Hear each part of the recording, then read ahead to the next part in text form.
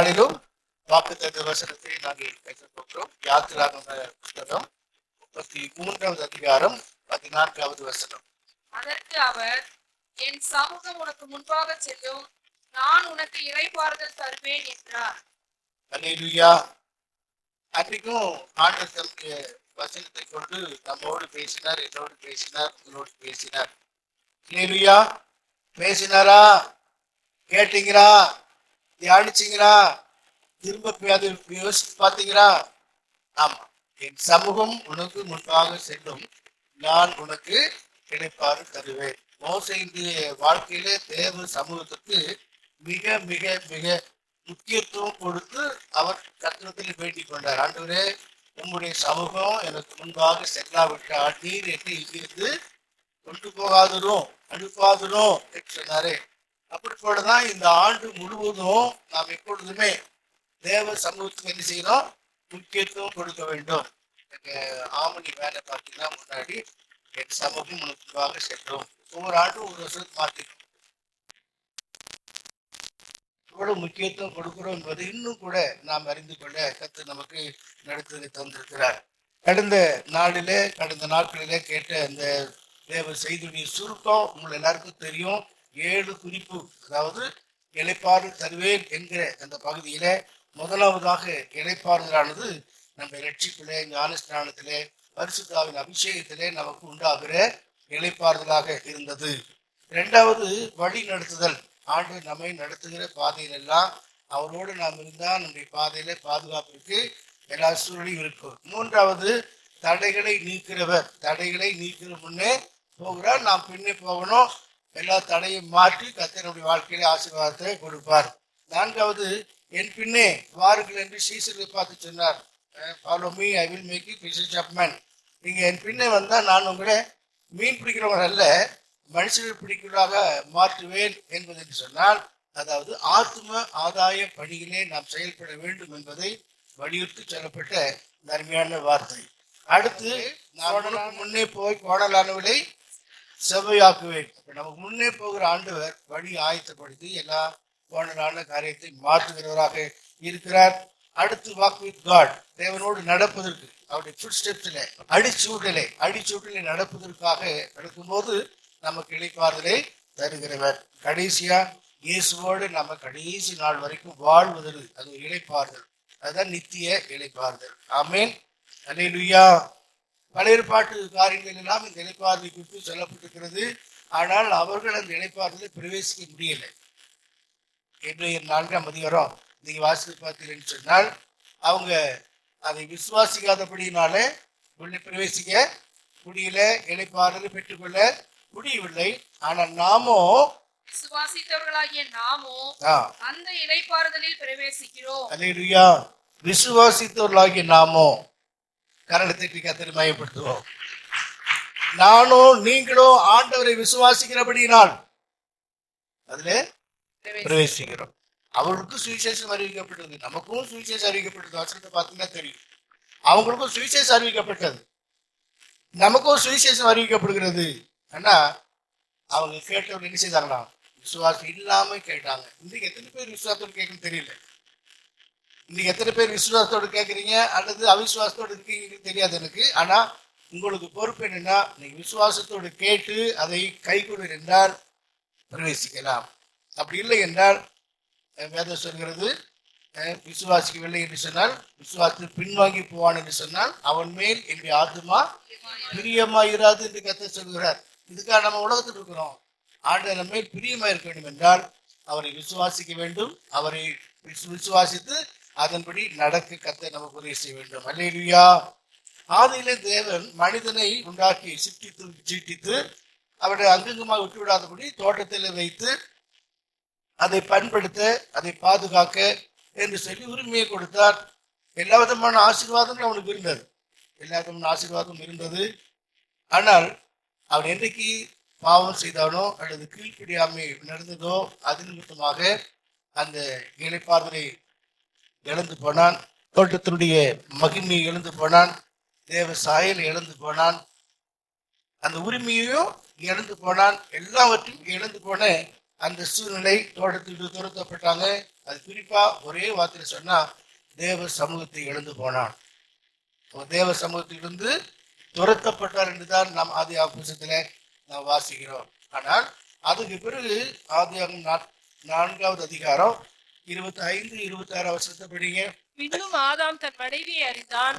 அவள் ஒரு குமாரனை பெற்று காயின் கொலை செய்த ஆபேலுக்கு பதிலாக தேவன் எனக்கு வேறொரு புத்திரனை கொடுத்தார் என்று சொல்லி அவனுக்கு சேத் என்று பெயர் வைத்தான். சேத்துக்கும் ஒரு குமாரன் பிறந்தான். அவனுக்கு ஏனோஸ் என்று பெயரிட்டான். அப்பொழுது மனுஷர் கர்த்தருடைய நாமத்தை தொழுது கொள்ள ஆரம்பித்தார்கள். நான்காவது தலைமுறை போல இப்ப திரும்பமாக கர்த்தரை தொழுது கொள்ள ஆரம்பித்தார்கள் என்று சொல்லி 4ஆம் அதிகாரத்துடைய இறுதி பகுதியிலே நாம் பார்க்கிறோம்.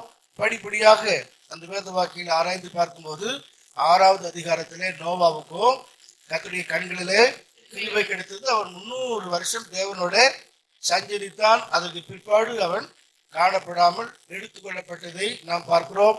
அதை தொடர்ந்து நாம் பார்ப்போம் என்றால் ஏனோக்கு, நோவாவுக்கு கர்த்தருடைய கண்களிலே கிருபை கிடைத்தது. ஏனோக்கு அடுத்த பகுதியில் ஏனோக்கு 300 வருஷம் தேவனோட நடந்தான். அதுக்கப்புறம் கர்த்தராலே எடுத்துக்கொள்ளப்பட்டான். இந்த ஆதியாகமம் 1ஆம் அதிகாரம் முதல் 11ஆம் அதிகாரம் வரை எத்தனை ஆண்டுகள் என்று நீங்க எங்காவது கேள்விப்பட்டிருக்கீங்களா? எப்பொழுதுதான் கேள்விப்பட்டிருக்கீங்களா? வேத ஆராய்ச்சியின்படி ஆதியாகமம் 1 முதல் 11ஆம் அதிகாரம் வரை 2000 வருஷம். 2000 வருஷம் அவ்வளவு சுருக்கமா எடுத்திருக்காங்க. அதுக்கப்புறம் தான் ஆபிரகாம், ஈசாக்கு, யாக்கோப்பு, கோத்திர பிதாக்கள், யோசேப்பு வரிசையா வருகிறதை நாம் பார்க்கலாம். அது 6 வருஷங்களே பிடிக்கப்பட்டிருக்கிறது. அது நான் இப்பொழுது சொல்லலை. நீங்க சத்தியவேத பொருள் அடக்கம் என்ற புத்தகத்தை எங்கேயாவது பார்த்து வாங்கினீங்கன்னா விளக்கமா சொல்லப்பட்டிருக்கிறது. கிறிஸ்து கிமு 4 தான் பிறந்தார் அதுல இருக்கு. இந்த போட்டத்தை பாருங்க, பொய் அல்ல, பல காரியங்கள் அதில் இருக்கிறது. அது வந்து இப்படி முக்கியம். தேவன் நம்முடைய சமூகத்துல வைத்து நம்முடைய ஜனத்தை சாயலாக அந்த மகிமையில வைத்த போது அவங்க கீழ்ப்படியாமல் நடந்த இடத்தை இழந்து போனாங்க. அதுக்கப்புறம் படிப்படியாக பங்கு பங்காக தீர்க்கதரிசிகளுக்கு திருவுளம் பெற்ற அவர் இந்த கடைசி காலத்திலே குமாரன் மூலமாக திருவுளம் பெற்றுகிறார் என்று எபிரேயர்ல நாம் பார்க்கிறோம். ஆகவே ஆபிரகாம், ஈசாக்கு, யாக்கோப்பு 12 கோத்திரங்கள் எல்லாரும் அவங்க கானான் தேசத்தில் குடியிருந்த பிற்பாடு பஞ்சம் ஏற்பட்டது நிமித்தமாக எகிப்துக்கு போக வேண்டிய சூழ்நிலை வந்தது. ஏனென்றால் அதுக்கு முன்னாடியே யோசேப்பு சென்றிருந்தான். அதெல்லாம் நமக்கு தெரிந்த விஷயம்தான். அப்போ குறிக்கப்பட்ட நாளில யோசேப்பு தன்னுடைய தகப்பனார் தன்னுடைய சந்ததியை எல்லாரையும் அழைத்து கொண்டான். ஏறக்குரிய 75 பேர் முதலாவது அந்த எகிப்தில பிரவேசித்தாங்க. அங்கே பிரவேசித்த பிற்பாடு யோசேப்பு அறியாத ராஜா எகிப்துல அவங்க எத்தனை வருஷம் இருந்தாங்கன்னா 430 வருஷம் இருந்தாங்க. 30 வருஷம் ஏறக்குரிய 30 வருஷம் யோசேப்பு உயிரோடு இருந்திருக்கிறார். அந்த நாட்களில் எந்த உபத்திரமும் இல்லை. ஆனால் யோசேப்பை அறியாத ஒரு ராஜா வந்தபோது அவங்க உபத்திரப்படுத்தப்பட்டாங்க.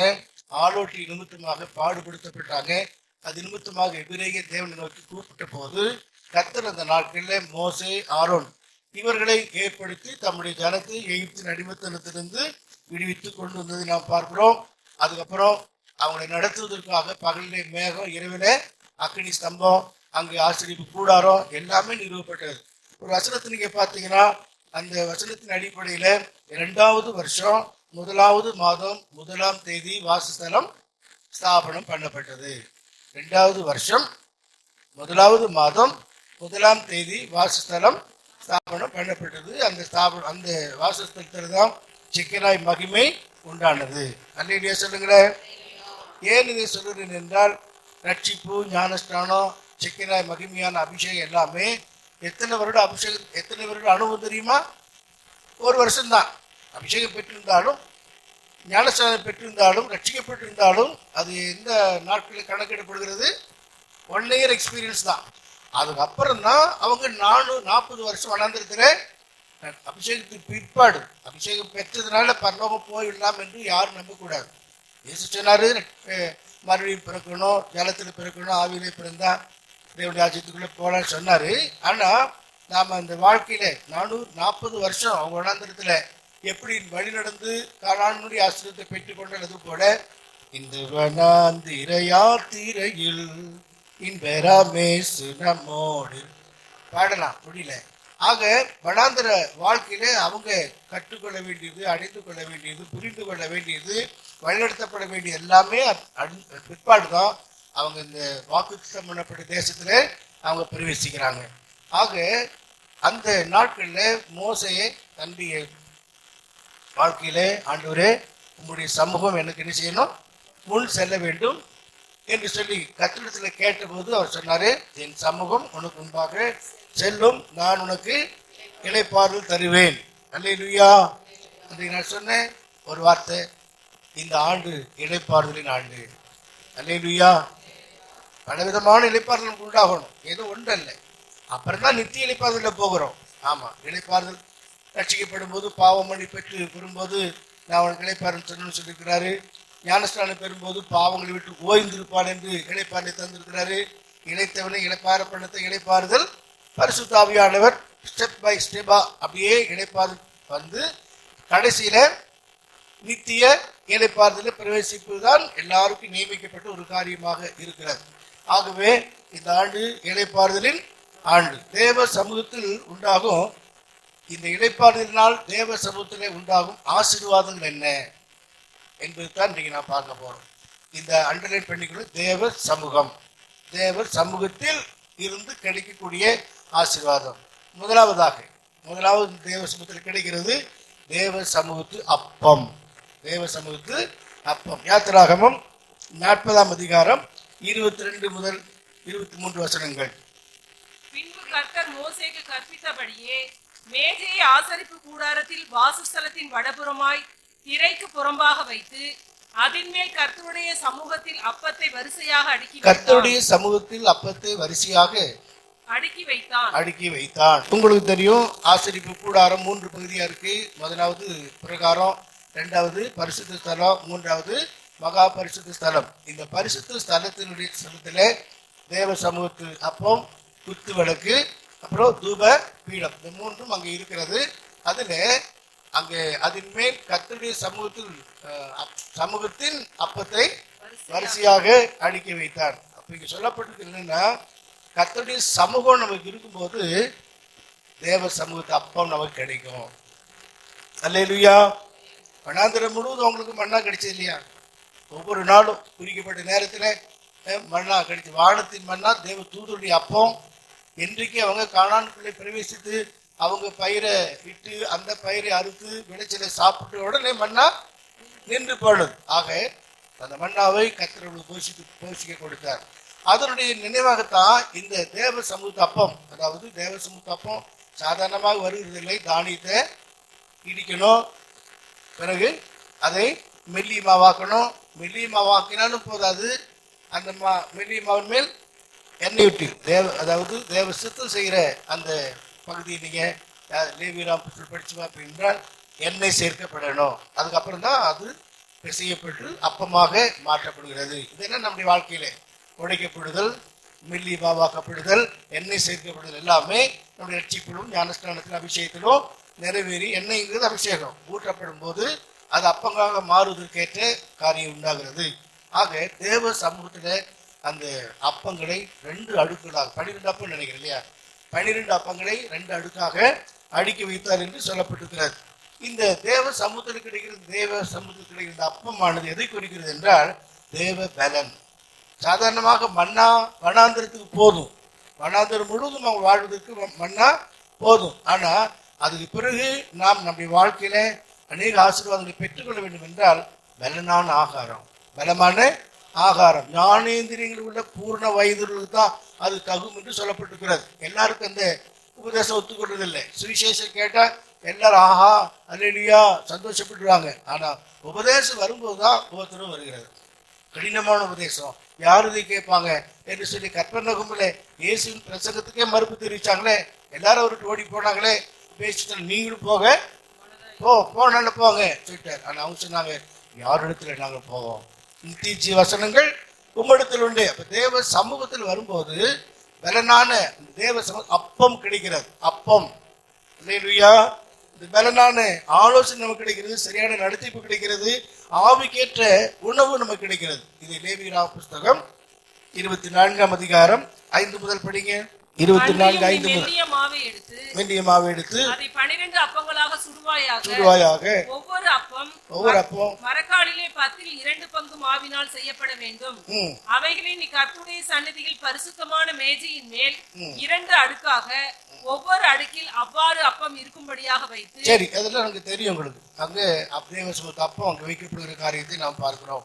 இது நமக்கு பலனான ஆகாரம். எப்பவுமே ரட்சிப்பு மனம் திரும்புதல் இதை குறித்து பேசிக் கொண்டிருப்பதல்ல. அதுக்கு மேல நம்முடைய ஆவிக்குரிய வளர்ச்சி வேண்டும் என்றால் நம் மண்ணால அப்பம் தேவ சமூகத்து அப்பம் நமக்கு அவசியமா இருக்கிறது. ஒரு முறை தாவீது ஒரு காரியத்துக்காக அனுமதி இல்லாம வெளியே போய் 1 சாமுவேல் 21ஆம் அதிகாரத்துல அவன் திரிந்து கொண்டிருக்கும் போது அங்க ஆசாரியனை சந்தித்து புசிக்கிறதுக்கு ஏதாவது இருக்கா என்று கேட்கும்போது தேவ சமூகத்தில் இருக்கிற அப்பம் தான் இருக்கு, வேற அப்பம் இல்ல. 21ஆம் அதிகாரம் 6ஆம் வசனம் முதல். அப்பொழுது கர்த்தருடைய சந்நிதியிலிருந்து எடுக்கப்பட்ட சமூகத்து அப்பங்களை தவிர வேறே அப்பம் அங்கே இராதபடியினால ஆசாரியர் அவனுக்கு பரிசுத்த அப்பத்தை கொடுத்தான். சரி, நீங்க இந்த பகுதியை வாசித்து பார்த்தீங்கன்னா அந்த அப்பத்தை நீங்க புசிக்க வேண்டும் என்றால் சில கண்டிஷன் அங்க இருந்தது. அந்த கண்டிஷன் படி இருந்தா, நீங்க இப்படி சுத்திகரிக்கப்பட்டதாக இருந்தா, பரிசுத்தமாக்கப்பட்டதாக இருந்தால் அந்த அப்பத்தை புசிக்கலாம் என்று சொல்லி அவங்களுக்கு அந்த அப்பத்தை கொடுக்கிறதை பார்க்கிறோம். அதுக்கப்புறம் தாவீது கையிலே எந்த ஆயுதம் இல்லாது இருக்கும் போது கோலியாத்தை கொன்ற பட்டயமே அந்த ஆசாரிய கையிலே அந்த ஆலயத்தில் இருந்தது. அதை அவன் வாங்கி கொண்டு செல்கிறதை பார்க்கிறோம். அல்லேலூயா. ஆக தேவனுடைய அப்பமானது, தேவ சமூகத்து அப்பமானது நமக்கு சரியான நடத்துதலையும் தேவ ஆலோசனையும் நமக்கு கொடுக்கக்கூடியதாக இருக்கிறது. ஆமா, தேவ ஆலோசனை தேவ நடத்துதல் என்பது மிக முக்கியம். அதுக்கு தேவ சித்தம் செய்வதற்கால் அது முடியும். ஏசு என்ன சொன்னாரு? யோவான் சுவிசேஷம் 4ஆம் அதிகாரம் 34. இயேசு அவர்களை நோக்கி, நான் என்னை அனுப்பினவருடைய சித்தத்தின்படி செய்து அவருடைய கிரியையை முடிப்பதே என்னுடைய போஜனமாக இருக்கிறது. என்னுடைய போஜனம் என்னன்னா என்னை அனுப்பினுடைய சித்தத்தை செய்து அவருடைய கிரியையை முடிப்பதுதான். அவர் மட்டுமல்ல, நம்மையும் கர்த்தர் அனுப்பியிருக்கிறார். கர்த்தர் நம்மையும் தெரிந்து கொண்டிருக்கிறார். நம்முடைய வேலை என்ன? அவருடைய சித்தத்தை செய்து முடிக்க வேண்டும் என்பதற்காகத்தான் கர்த்தர் நம்மை தெரிந்து கொண்டிருக்கிறார். அல்லேலூயா சொல்லுங்களேன். ஆமா, இயேசுவே அப்படி சொன்னார். தேவ சித்தம் செய்து அவர் கிரியை நான் முடிப்பதுதான் தேவனுடைய சித்தம் என்று அப்பத்தை குறித்து சொன்னாரே, அது போல தேவ சமூகத்து அப்பமானது தேவ சித்தம் செய்ய நம்மை ஊக்குவிக்கிறது, பலம் கொடுக்கிறது, வழி நடத்துகிறது என்பதை நாம் மறந்துவிடக் கூடாது. அல்லேலூயா. அது சரியான ஒரு நடத்துதலாகவும் இருக்கிறது. ஆவியான சில வேலை நடத்தும் போது ஒரே காரியம்தான், சுவிசேஷம் சொல்லணும், இன்னொரு இடத்துல சுவிசேஷம் சொல்லக்கூடாதுன்னு ஆவியான சொல்றாரு. எல்லா இடத்துலையும் சொல்லக்கூடாது. பண்டிகைகளுக்கு முன்னாடி அதெல்லாம் சில காரணங்கள் இருக்கு. ஆகவே நீங்க படிச்சு பார்த்தீங்கன்னா அப்போஸ்தலர் நடவடிக்கை 16:6 ஆசியாவில் சுவிசேஷம் சொல்லாதபடிக்கு ஆவியானவரே தடை பண்ணார். அவர்கள் பிலிப்பியா கலாத்தியா நாடுகளை கடந்து போனபோது ஆசியாவிலே வசனத்தை சொல்லாதபடிக்கு பரிசுத்த ஆவியினாலே தடை பண்ணப்பட்டு பரிசுத்த ஆவியினாலேயே என்ன செய்தாங்க? ஆமா, தடை பண்ணப்பட்டது. அப்புறம் நீங்க 7ஆம் வசனத்தை படிங்க. மக்கதோனியாவில்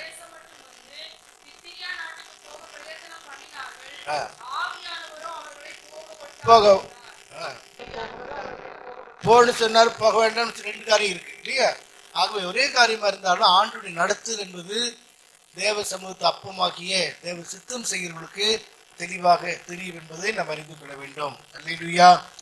தாவீதுடைய வாழ்க்கையில் நிறைய யுத்தங்கள், நிறைய யுத்தம் சண்டை போட்டார் இல்லையா? நிறைய யுத்தம் செய்து ரத்தம் சிந்தினதுனால ஆலயத்தையே கட்ட வேண்டாம் என்று சொன்னார். ஆனாலும் அந்த யுத்தத்தை செய்கிற விஷயத்துல நான் எப்படி செய்யணும் என்பதை கர்த்தர் கேட்டு தான் செய்யறாரு. நீங்க 2 சாமுவேல் 5ஆம் அதிகாரம் 25ஆம் வசனத்தை பார்த்தீங்கன்னா, இந்த யுத்தத்துல நேரடியா நீ போகக்கூடாது. எப்போ முசுகட்டி செடியினுடைய ஓசை சத்தம் அசைகிறது கேட்பது அப்போதான் நீ போகணும். நடத்துது பாருங்கன்னு. முசுக்கட்டை செடிகளின் நுனிகளிலே செல்கிற இரைச்சலை நீ கேட்கும் போது சீக்கிரமாய் எழும்பி போ, அப்பொழுது பெலிஸ்தரின் பாளையத்தை முறியடிக்க. சரி, இப்படியாக அந்த தேவ சமூகத்து அப்பமானது நம்ம நடத்துகிறது, நம்மை பலப்படுத்துகிறது என்பதை நாம் அறிந்து கொள்ள வேண்டும். இதுக்காகத்தான் புதிய ஏற்பாட்டில் நாம் வாசிக்கிறோம். எபேரு நிருபக்காரன் 5ஆம் அதிகாரம் 14ஆம் வசனத்துல பலமான ஆகாரமானது நன்மை தீமை என்னதென்று பயிற்சியினால் பகுத்தறியத்தக்கதாக முயற்சி செய்யும் ஞானேந்திரியம் உள்ள பூரண வயதிலுக்கே தகும். எல்லாருக்கும் தகாது. எபேரு 5:14 எழுதி வச்சு வீட்டில் போய் படிங்க, திரும்ப படிங்க. பலமான ஆகாரமானது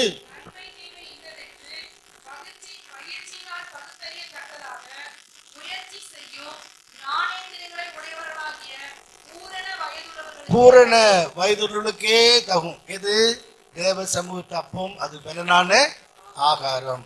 மன்னா பொதுவா எல்லா ஜனங்களும் சாப்பிடுறாங்க, படாந்தத்துல போகலாம். ஆனா காடாடின் அனுபவத்துல நிறைவான ஒரு பூரணத்தை பெற்றுக்கொள்ள வேண்டும் என்றால் நமக்கு பலனான ஆகாரம் அவசியம். அதனால்தான் விடுதலின் சுவிசேஷம் என்று உண்டு, மகிமையின் சுவிசேஷம் என்று இன்னொன்று. அது ஒரு பெரிய சப்ஜெக்ட். விடுதலின் சுவிசேஷம் எல்லாரும் செய்யலாம். ஆனா மகிமையின் சுவிசேஷம் என்று சொல்லி எல்லாராலும் செய்யக்கூடியதல்ல. அதுக்கு பிரத்யேகமாக ஆண்டவர் தம்முடைய ஜனத்தை பிரித்தெடுத்து அந்த வேலையை செய்ய கர்த்தர் உதவி செய்கிறார். ஆகவே முதலாவது தேவ சமூகத்து அப்பமானது நம்மை பலவான்களாக மாற்றி சரியான நடத்திப்பின் வழியில நம்மை நடத்தி செல்கிறது. அது பூரண வயதுள்ள அனுபவத்துக்கு நடத்துகிறதாய் நாம் பார்க்கிறோம். இரண்டாவதாக தேவ சமூகத்துல சரியான ஒழுங்குகள் தேவ சமூகத்தில் நாம் பார்க்கலாம். என்னாகும் 10:9. உங்கள் தேசத்தில் உங்களை துன்பப்படுத்துகிற சத்துருவுக்கு விரோதமாக யுத்தத்துக்கு போகும்போது பூரிகைகளை பெருங்கொடியாய் முழக்க கடவீர்கள்.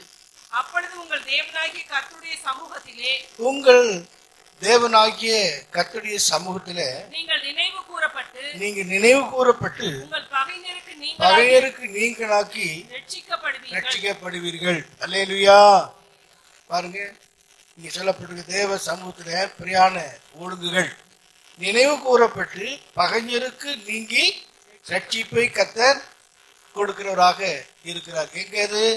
தேவ சமூகத்தில் கிடைக்கக்கூடிய இன்னொரு விதமான ஆசீர்வாதம். பிரியமானவர்களே, 10ஆம் அதிகாரம் 1ஆம் வசனத்திலிருந்து நீங்க வாசித்து பார்த்தீர்கள் என்றால் 2 வெள்ளி பூரியை ஒரே அடிப்பு வேலையாக செய்ய வேண்டும். ஒன்றை ஊதுனா எல்லாரும் கவனிக்கிறீங்களா? ஒன்று ஊதுனா எல்லாரும் கூடி வரணும். இன்னொன்று நெடுந்துணியம் விளங்கும் போது எல்லாரும் புறப்பட்டு போகணும். அவ்வளவு அருமையா நேர்த்தியா அந்த ஆசிரியர் கூடாரத்துடைய அமைப்பும் தேவ ஜனங்களுடைய குடியிருப்பும் அருமையாக இருக்கிறது. எக்கனாய் மகிமை அந்த மகா பரிசு தலத்தின் மேல் விளங்கும் போது வெளிப்படும் போது ஒரு இஸ்ரவேலன் எந்த இடத்திலிருந்து பார்த்தாலும் தன்னுடைய கூடாரத்துக்கு வெளியே வந்து பார்த்தா உடனே அந்த மகிமை தெரியக்கூடிய அளவில் அமைப்பு அந்த கூடாரத்தை இந்த படத்தை பார்த்தா நீங்க வணங்கி விடலாம். ஆகவே நான் பார்க்கிறோம், தேவ சமூகத்திலே தேவ ஜனங்களுடைய பிரயாண ஒழுங்குகள் மிகவும் முக்கியம். கூடி வரவழைக்க ஜீசஸ் கால்ஸ் என்ன, இயேசு அது கூடி வரவழைப்பதற்காக.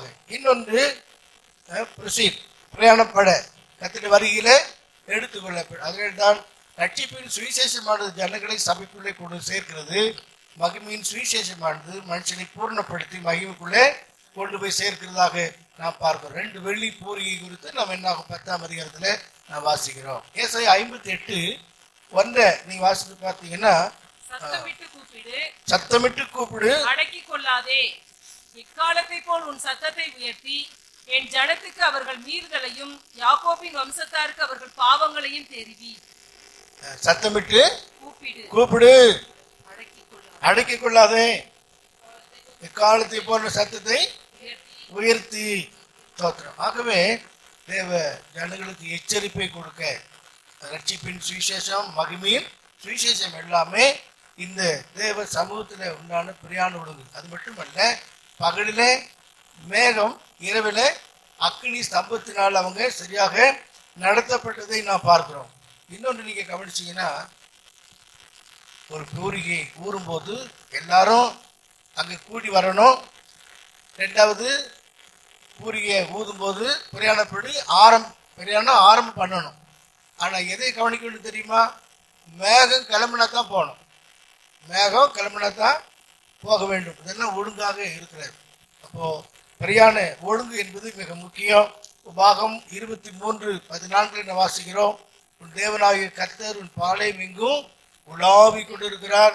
ஆகவே உன் தேவனாகிய கர்த்தர் உன்னை ரட்சிக்கவும் உன் சத்துருக்களை உனக்கு ஒப்புக் கொடுக்கவும் உன் பாளையத்துக்குள்ளே உலாவிக் கொண்டிருக்கிறார்.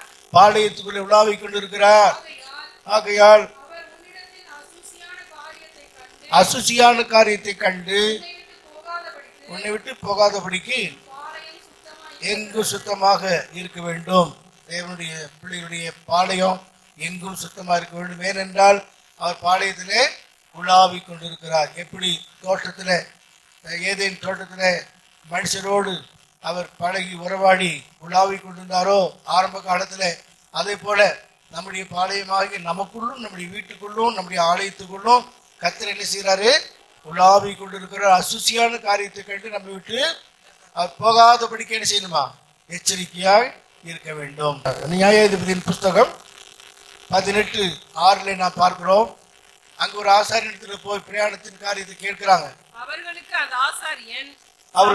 அந்த ஆசாரியன் சமாதானத்தோட போங்க, உங்கள் பிரயாணம் கர்த்தருக்கு ஏற்றது என்றான். அதற்கு அந்த ஆசாரியன் சமாதானத்தோடு போங்க, உங்க பிரயாணம் கர்த்தருக்கு ஏற்றது. அப்போ தேவனுக்கு சித்தமான பிரயாணங்களை நாம் தேவ சித்தத்தின்படி செய்தால் நமக்கு என்னென்று பாதுகாப்பு உண்டு. நம்ம ஊர் வழக்கத்தின்படி நல்லவங்களுக்கு அடையாளம் வருது, லீவ் வருது, 10-11 நாள் லீவ் வருது, நல்லவங்களுக்கு அடையாளம் சொல்லாம போறது. இது பொதுவான உலக மனுஷனுக்கு காரியமா இருக்கலாம். ஆனா ஒரு சபையில நாம் இருக்கும்போது ஊழியர்களுக்கு தெரியாம வீட்டு விட்டு வெளியே எங்கேயும் போகக்கூடாது, வெளியூர் எங்கேயும் போகக்கூடாது சொல்லிட்டு இருப்பாங்க. வேண்டாம்னு சொல்ல மாட்டோம். தேவையான சில ஆலோசனை கொடுப்போம், சில கைடு நாங்கள் பண்ணுவோம். அது உங்களுக்கு பிரயோஜனமாக இருக்கும். ஆமேன். ஆசாரியர் சொல்கிறாரு, உங்கள் பிரயாணம் கர்த்தருக்கு ஏற்றது, சமாதானத்தோட போங்க. இல்லை என்றால் சமாதானம் இருக்காது. போகிற வழியிலேயே சண்டைலாம் நடக்கும், சமாதானம் கேட்டு போயிடும். போகும்போது அதாவது ரொம்ப உற்சாகமாக போவாங்க, திருப்பி வரும்போது நம்ம சோர்ந்து தளர்ந்து வரும். அப்படி இருக்கக்கூடாது. ஆகவே எந்த ஒரு பிரயாணம் செய்தாலும் தேவனுக்கு சித்தமான பிரயாணத்தை செய்யுங்க. தீர்மானம் பண்ணி ஜெபித்து அதுக்கேற்றபடி பிரயாணம் பண்ணுங்க. அப்படி இல்லாம லீவ் வருது சொல்லி உடனே ஏற்பாடு பண்ணி போயிடக்கூடாது. நீங்க சொல்லுங்க, இப்படி போலான்னு இருக்கிறோம், பாஸ்டர் ஜெபிங்க, போகலாமா அப்படின்னு கேட்கலாம், தப்பு கிடையாது. ஆமேன். அது உங்களுக்கு பாதுகாப்பா இருக்கும், பிரயோஜனமா இருக்கும். எங்களுக்கு ஒரு பெரிய போதம் சொல்லி கொடுத்தாரு. ஒரு ஊழியனுக்கு வருகிற அழைப்பு எல்லாமே கர்த்தரிடத்திலிருந்து வருகிறதுன்னு சொல்லவே முடியாது. ரெண்டாவது திரும்ப சொல்றேன், எங்களுக்காகவே ஒரு ஊழியனுக்கு வருகிற அழைப்பு எல்லாமே கர்த்தரிடத்திலிருந்து வருகிறதுன்னு சொல்லவே முடியாது. புரியுதா உங்களுக்கு? ஆமா. கண்ட இடத்துக்கு கூப்பிட்ட இடத்துல எல்லாம் ஒரு ஊழியன் போக வேண்டிய அவசியம் இல்லை. தேவ சித்தமான காரியத்தை மட்டும் நம்ம செய்யணும். ராஜமந்திரியில பிப்ரவரி 5 முதல் 9 வரை ஒரு கன்வென்ஷன் கண்டிப்பா நீங்க வரணும் அப்படின்னு சொல்லி எனக்கு அழைப்பு வந்திருக்கிறது. ராத்திரி நான் பார்த்தேன், 7ஆம் தேதி ரிசப்ஷன் இருக்கு, எப்படி போக முடியும்? 7ஆம் தேதி ஒரு ரிசப்ஷன் இருக்கிறது. யோசித்து பார்த்து உடனடியாக நான் முடிவு பண்றது இல்லை. ஆக ஒரு ஊழியர்களுக்கு வருகிற எல்லா அழைப்புகளுமே கர்த்தரிடத்திலிருந்து வருகிறது இல்லை. பாஸ்டர் சுந்தரையா சொன்ன வார்த்தை, ஏசிஎஸ் அப்படி ஸ்தாபகர் சுந்தரையா சொன்ன வார்த்தை, ஒரு ஊழியனுக்கு வருகிற எல்லா அழைப்பும் கர்த்தரிடத்திலிருந்து வருகிறது. ஏன் அப்படி சொன்னாங்க? யாரெல்லாம் கூப்பிடுவாங்க, நம்ம பார்த்து ரொம்ப திறமையான ஆள், நல்லா பேசுறாரு, நல்லா பாடுறாரு, ஆடுறாரு, எல்லாம் நல்லா இருக்குன்னு கூப்பிடுவாங்க. ஆனா அவங்களுடைய உபதேசங்களோ மாறுபாடு சில காரியங்களோ பல சூழ்நிலைகளோ நம்ம என்ன செய்யும்? தீட்டே படுத்தும். சின்ன காரியம் அவங்களுக்காக சில காரியங்களை அவர் ரொம்ப அனுபவிச்சிருக்கிறார். அதில் ரொம்ப அனுபவிச்சிருக்கிறார். கிறிஸ்துமஸ் அன்னைக்கு ஒரு இடத்துக்கு கண்டிப்பா வரணும்னு சொன்னாங்க. யோசித்து பார்த்தா போகவே இல்லை. ஏன்னா அங்க போனா இருக்கிற சமாதானமும் போயிடும் என்று சொல்லி. ஆக பிரியமானவர்களே, தேவனுடைய சமூகத்துல தேவ சித்தத்தின்படி நாம் பிரயாணம் பண்ணா எல்லா விதமான பாதுகாப்பு நமக்கு இருக்கிறது. ஒரு வாகனத்தை எடுத்துக்கிட்டு போகும்போது உடனடியா ஜபத்தோட போகணும், ஜபத்தோட வரணும். அல்லேலூயா. இந்த வனாந்தர பிரயாணத்துல திடீரென்று மோசையினுடைய வாழ்க்கையில ஒரு சறுக்கல் உண்டாகி மாமா வந்தோடனே மாறிட்டார். மாமாவா மாமனாரா மாமனார் வந்தோன்னு ஒரு மாற்றம். நீர் எங்களோடு கூட இருந்தா எங்களுக்கு கண்ணை போட இருப்பீர். படிச்சு பாருங்களேன். என்னாகும் 10:29. அப்பொழுது மோசே ஆ. தன் மாமனாகிய ரெகுவேலை நோக்கி, மாமனாகிய ரெகுவலை நோக்கி யோவாபை நோக்கி, ஆ, உங்களுக்கு தருவேன் என்று கர்த்தர் சொன்ன ஸ்தலத்துக்கு ஆ, நாங்கள் பிரயாணம் போகிறோம். பிரயாணம் போகிறோம். நீயும் எங்களோடே கூட வா. கூட வா, உங்களுக்கு நன்மை செய்வோம். உங்களுக்கு நன்மை செய்வோம். கர்த்தர் இஸ்ரவேலுக்கு நல்ல வாக்குத்தத்தம் பண்ணியிருக்கிறார் என்றான். ஆ, அதற்கு அவன், நான் வரக்கூடாது, என் தேசத்துக்கும் என் இனத்தாருக்கும் போக வேண்டும். அவன் வரமாட்டேன்னு சொல்றான். அவன் வரமாட்டேன்னு சொல்றான். அப்புறம் மோச சொல்றாரு, எங்களை விட்டு போக வேண்டாம். வனாந்திரத்திலே நாங்கள் பாளையம் இறங்கும் இடங்களை நீ அறிந்திருக்கிறபடியால் எங்களுக்கு கண்களை போட இருப்பார். ஓ, ஆண்டவர் கண் வைத்து நடத்துறாருங்கிறதுல இப்ப போச்சு. நீ வா மாமனார் மேல, அவ்வளவு. நீ வா, எங்களுக்கு நீ கண்களை போல இருப்பாய். எங்களோடே கூட வந்தால் கர்த்தர் எங்களுக்கு செய்திருக்கும் நன்மையின்படியே ம், உமக்கும் நன்மை செய்வோம் என்றார். இது அவனுடைய வாழ்க்கையில் ஏற்பட்ட ஒரு சர்க்கிள். அது தேவ ஆலோசனை அல்ல. ஆண்டவர் தான் முன் சென்று பாதை காட்டுறாரு. நான் உனக்கு முன் சென்று, என் சமூகனுக்கு முன் சென்று நான் உனக்கு இடைப்பாறு தருவேன். எவன் மேல் இருக்கமாக சித்தமாக இருக்கணும், எவன் மேல் கிருபையா சித்தமாயினோ இருப்பேனோ இருப்பேன் என்னெல்லாம் சொல்லி வாக்கு பண்ணிட்டாரே. என் முதுக காட்டி என் பின்னாடி வா அப்படின்னு 33 பார்த்தோமே. ஆனால் இப்போ இவர் சொல்றாரு, மாமாவே நீ என்னோட கூட வந்தா நல்லா இருக்கும். நீ இந்த வனாந்தத்தில் நிறைய காரியம் அறிஞ்சிருக்கிறாய், எங்களுக்கு கண்களை போயிருப்பாய் சொன்னா அது சரியான அனுபவமா? மனுஷ ஆலோசனைகள் மனிதனுக்கு செம்மையாக தோன்றுகிற வழி அநேகம் உண்டு. அல்லேலூயா. அதுக்கப்புறம் மோசே ஜெபம் பண்றார் வனாந்தரத்தை பற்றி. 10ஆம் அதிகாரம் 34ஆம் அவர்கள் வசனத்திலிருந்து. பாளையத்திலிருந்து பிரயாணம் போகிற போது இப்ப மோசே தான ஆண்டரே பாளையத்தில் புறப்படும் போது கர்த்தருடைய மேகம் பகலில் அவர்கள் மேல் தங்கி இருந்தது. பெட்டியானது புறப்படும் போது பெட்டியானது புறப்படும் போது மோசே, மோசே, கர்த்தாவே எழுந்தருளும், கர்த்தாவே எழுந்தருளும், உம்முடைய சத்துருக்கள் உம்முடைய சத்துருக்கள் சிதறடிக்கப்படுவார்களாக, உம்மை பகைக்கிறவர்கள் உம்மை பகைக்கிற யாவரும் முன்பாக ஓடி ஓடி போவார்களாக. ஜெபம் இப்ப வந்து ஆண்டவரே, நாங்க புறப்படும் போது ஜெபம் பண்ணாரு. பெட்டியான புறப்படும் போது கர்த்தாவே எழுந்தருளும், உம்முடைய சத்துருக்கள் சிதறடிக்கப்படுவார்களாக, உம்மை பகைக்கிற யாவரும் உமக்கு முன்பாக ஓடி போவார்களாக என்று சொல்லி ஜெபிக்கிறோம். சரி, பிரயாணப்பட்டு போயிட்டு அங்கிருந்து திரும்பி வரும்போது பாருங்க, அது தங்கும் போது கர்த்தாவே, திரும்பி வந்து பாளையத்தில் தங்கும் போது கர்த்தாவே, அநேக ஆயிரவர்களாகி இஸ்ரவேலரிடத்திலே திரும்புவீராக. திரும்புவீராக. அல்லேலூயா. போகும்போது சில ஜெபம் பண்ணுவோம் உற்சாகமா, வேற யாராச்சும் ஜெபம் பண்ணுவாங்க. திரும்பி வரும்போது அப்படா அப்படா அப்படின்னு சொல்லிட்டு அப்போ ஒரு ஜெபமே பண்ண மாட்டோம் சிலர். நாங்கள் அப்படி இல்லை. போகும்போது ஜெபம் பண்ணுவோம், வரும்போதும். நான் போகும்போது ஜெபம் பண்ண, வரும்போது பாஸ்டமாக ஜெபம் பண்ணுவாங்க. இப்படிதான் ஜெபம். நம்ம போகும்போதும் ஜெபம். ஆண்டவரே நம்முடைய சத்துருக்கள் சிதறடிக்கப்படுவர்களாகவும் பகைக்கிற யாவரும் முன்பாக ஓடி போகலாம் என்று ஜெபிக்கிறார். திரும்பி வரும்போது 1000 இடத்துல நீர் வாரப்பா.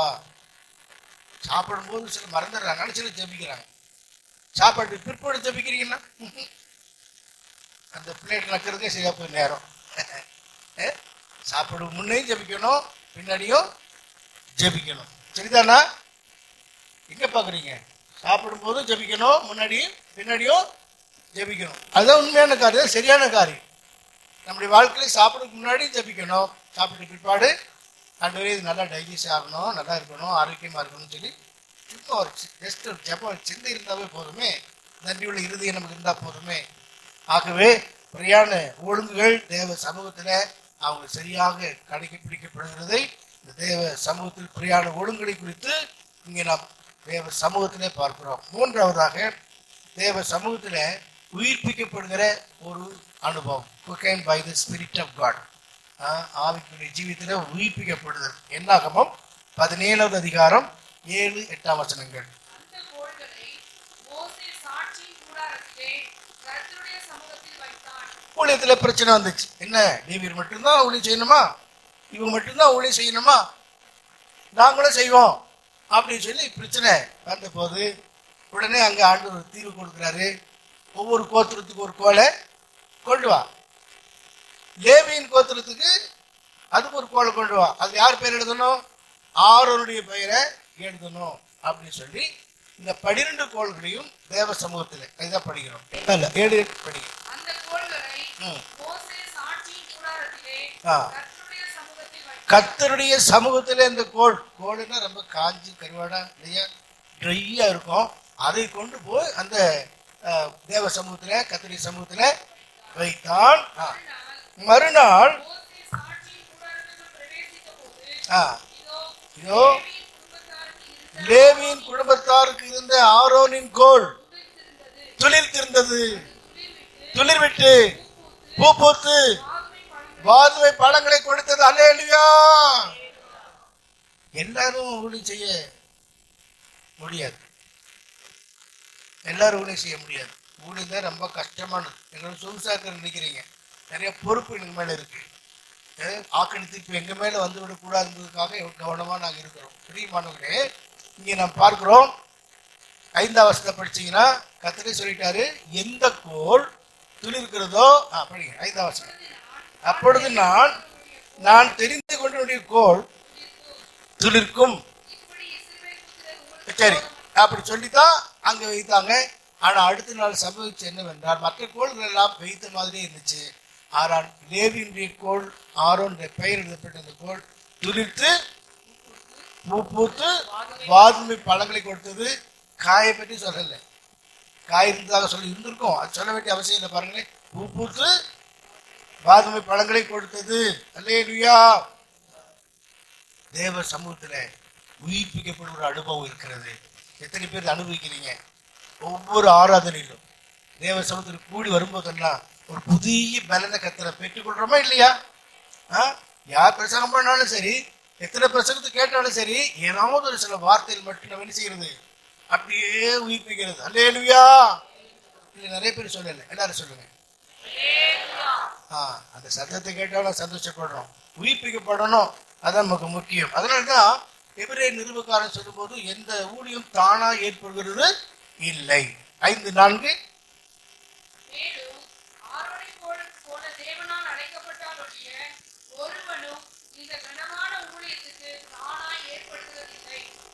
ஒருவனும் இந்த ஊழியத்துக்கு தானாக ஏற்படுகிறது இல்லை. ஒரு தேவனுடைய அருமையான சபையில மிகவும் அதிகமா மிக முக்கியமா நிறைய ஊழியர்களை செய்து அந்த ஊழியர்களுக்கு ஒத்தாசையா இருந்து எவ்வளோ கிருபை பெற்ற ஒரு தேவ மனிதனுக்கு முக்கியத்துவம் கொடுக்கல. காரணம் அவங்களுக்கு ஊழியத்தை பற்றி பயம் போல, ஓவர்டேக் பண்ணி எங்கேயோ போய் நினைச்சிட்டாங்க போல. ஒரு சபையில் அப்படித்தான் நடந்தது. ஆனா அந்த தேவ மனிதனை தேவ சபையிலே நல்ல முறையில் பயன்படுத்தி கொண்டிருக்கிறார். ஊழியம் சிறப்பாக இருக்கிறது. அல்லேலூயா. புரிஞ்சா ஸ்தோத்திரம், புரியாவிட்டால் ஸ்தோத்திரம். எவ்வளோ கிருபை எவ்வளோ இருந்தது. அதை என்ன செய்தவங்க பயன்படுத்த தெரியுது. ஏன்னா உபதேசத்துக்கு மாறுபாடானவங்க, உபதேசத்துக்கு ஆழமான ஆழமான சத்தியத்துக்கு இடம் கொடுக்க மாட்டாங்க. அப்படியே பூங்கா செடி எப்படி இருக்கும்? யானை மாதிரி வெட்டி விட்டுருவாங்க, குதிரை மாதிரி வெட்டி விட்டுருவாங்க, வாத்து மாதிரி வெட்டி விட்டுருவாங்க. பார்க்க ரொம்ப அழகா இருக்கும். எல்லாரோடு ரொம்ப சந்தோஷம். இந்த கார்டனே ஒரு பெரிய மகிழ்ச்சியா இருக்கும். ஆனா வளர்ச்சி அதுக்கு மேல இல்லை. அடிக்கடி ஜான் பால் சொல்லுவோட ஒரு லெவலுக்கு மேல வளரணும்னு. என்னது? ஆள் வளரணும், அறிவும் வளரணும். அது இல்லையே. பிரியமானவர்களே, இந்த ஊழியமானது தானா ஏற்படுகிற ஊழியம் அல்ல. பெயரை சொல்லி அழைக்கிறவர், ஒண்ணுமே தெரிந்து கொண்டவர். அப்படிதான் இந்த ஊழியத்தை நிலைச்சிருக்க முடியும். இந்த ஊழியத்தை சரியாக செய்ய முடியும். அல்லேலூயா. எங்க அழைப்பெல்லாம் உங்களுக்கு சொல்லணும்னா ரொம்ப நாளா நேரம் ஆகும். ஆனா என் மகன் யோவானே என்று சத்தம் கேட்டு அவருடைய சித்தத்துக்கு என்னை ஒப்பு கொடுத்தேன். சுருக்கமா சொல்லிட்டேன். அல்லேலூயா. அந்த சத்தம் தேவ சத்தமா இருந்ததுனால தேவ சித்தத்தின்படி இந்த ஊழியத்தை ஏற்றுக்கொண்டு இந்த 50 ஆண்டுகளாக எப்படி ஓடிச்சுனே தெரியாது. எப்படி ஓடிட்டு இருக்கு. இந்த சபை அந்த சபைக்குள்ள இல்லை. ஊழியம் செய்கிறோம். யாருக்கு ஊழியம் செய்கிறோம்? சியோனுக்கு அல்ல, பெந்தகோஸ்துக்கு அல்ல, ஃபுல் காஸ்பலுக்கு அல்ல, இந்தியா பெண்டிஸ்டுக்கு அல்ல. ஆண்டவருக்கு ஊழியம் செய்யுதுதான் முக்கியம். ஊழியம் செய்தா கர்த்தர் என்ன செய்வாரா? அப்படிதான் சொல்லியிருக்கோம். இல்லைங்க, இந்த ஊழியம் செய்தா தான் கர்த்தர் கனம் பண்ணுவார், இந்த ஊழியம் செய்தா தான் இப்படி இருக்கா? இல்லை. ஆகவே பிரியமானவனே, இது தானாக ஏற்படுகிற ஊழியம் அல்ல. அதனால்தான் பழைய ஏற்பாட்டு மகிமை வேற, புதிய ஏற்பாட்டு மகிமை வேற. 2 கொரிந்தியர் 3:6 படிங்க. புது உடன்படிக்கையின் ஊழியக்காரராய் இருக்கும்படி அவரே எங்களை தகுதியுள்ளவர்களாக்கினார். அந்த உடன்படிக்கை எழுத்துக்குரியதாய் இராமல் ஆவிக்குரியதாய் இருக்கிறது. எழுத்து கொள்ளுகிறது, ஆவியோ உயிர்ப்பிக்கிறது. எழுத்துக்களினால் எழுதப்பட்டு கற்களில் பதிந்திருந்த மரணத்துக்கு ஏதுவான ஊழியத்தை செய்த மோசேயினுடைய முகத்திலே மகிமை பிரகாசம் உண்டானபடியால் இஸ்ரவேல் புத்திரர் அவன் முகத்தை நோக்கி பார்க்கக்கூடாது. சரி, அந்த பகுதியை படிச்சு பார்த்துட்டீங்கன்னா பழைய ஏற்பாட்டு மகிமையெல்லாம் ஒளிந்து போகிற மகிமை அதுவே அவ்வளவு சிறப்பா இருந்ததுன்னா புதிய ஏற்பாட்டு மகிமை அதை விட மேன்மையானது. ஒரு மேன்மையான கனமான உன்னதமான ஒரு ஊழியத்திற்காக தேவன் பெயர் சொல்லி அழைத்து ஆரோனை இப்படி அழைக்கப்பட்டால் ஒருவனும் தானாக இந்த ஊழியத்துக்கு ஏற்படுகிறது இல்லை. ரோமர் 8:11-12 பார்த்தீங்கன்னா அந்த ஆவியான என்ன செய்யறா? சாவுக்கு எதுவான சரீரங்களையும் உயிர்ப்பிக்கிறார்.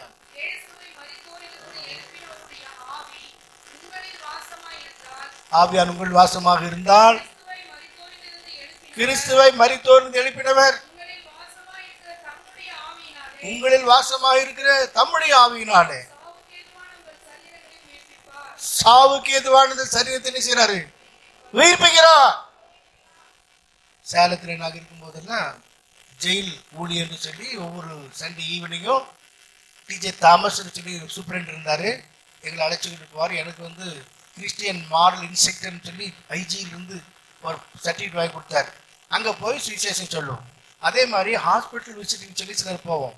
அங்கே போய் அந்த என்ட்ரன்ஸில் நின்று குரூப்பா ஜெபிச்சுட்டு 2 பேராக ஒரு பெட்ல போய் சந்திச்சு பேசி கொண்டிருப்போம். அப்படி ஒரு நாள் ஒரு முறை ஒரு பெட்ல போய் நான் இன்னொருத்தர் பேசி கொண்டிருக்கும் போது படுத்திருக்கார். அவர் மூச்சு தெரியுது பார்க்குறாரு. தான் செயலிழந்து ஒரு நிலைமை எப்படி இருந்தார். இப்போ என்ன பண்றது, என்ன ஜெபிக்கிறது? அவங்களுக்கு காதுகளை போய் அவர் வார்த்தை அனுப்பி குணமாக்குவார். மனுஷன் 40 நாளே மாத்திரமல்ல அவர் வாயிலிருந்து பொறுப்பு ஒவ்வொரு வார்த்தையினாலும் பிழைப்பான்.